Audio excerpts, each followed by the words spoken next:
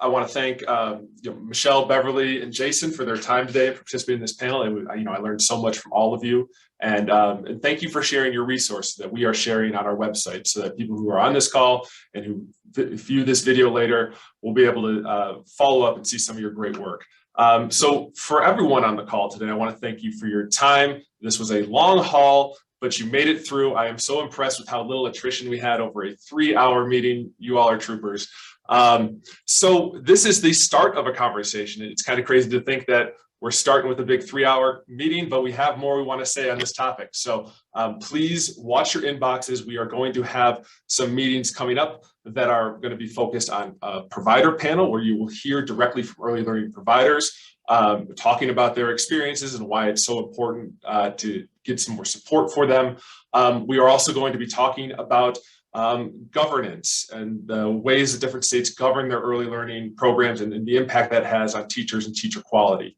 Well, we're wrapping up here. If you have a few moments, I am putting a quick link in the chat where you can provide feedback on some of the other things you'd like us to cover in future early learning workforce meetings. So if you have a second, please click that, and we will be able to see some of your results together. And I will try and navigate to that screen now.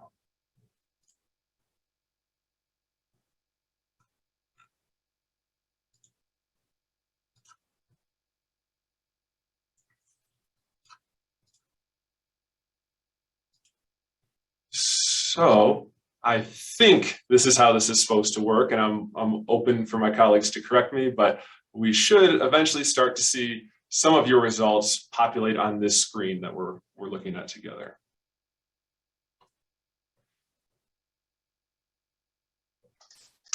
You may need to go back to the last slide. Okay. Oh, I see. So you all have started with that. So all right, cool. I was going to skip this question because of time, but it seems like you all are already on top of it, so we can talk about it. It was a ranking of what early learning workforce issues are maybe most important or front of mind in your state, and looks like compensation is running away with it, and professional development and teacher quality are kind of tied there in second. But that is with, I think, 3 participants, so we might be able to do better than that. All right, and we're seeing some population here. Early childhood special education. We would love to talk about that more. That's a very important topic. And compensation. You heard it a lot, but I know there's more to say on that. Well, while we see if anything else pops up in here, I just want to remind you that we here at NCSL stand ready to answer any questions you have on early learning workforce or the early learning as a topic more broadly. Please let us know what questions you or the legislators you work for may have. We're happy to do research if we don't have the answer off the top of our head. We also have a very comprehensive bill tracking system, so you can see what other states are doing in the early learning space. So please think about that as a resource. So even if you just want to understand what other states are doing, please reach out to us. We love hearing from you and helping you think about these issues. We're seeing some more financing and funding. Yes, I should say that our next conversation where we are going to talk about governance is also going to talk about funding and financing. So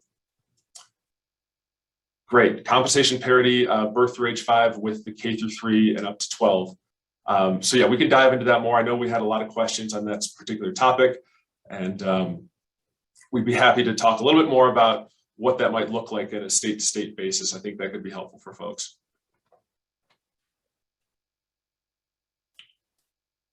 All right. Well, I'm looking and I am seeing that we are close to time. If you have any last words from any of our speakers, any of our NCSL staff, this is the time. Otherwise, I want to thank you so much again for your time. We really appreciate the engagement, even after so much online learning. So I've seen one more thing in the chat. Oh, thank you, Beverly, for participating.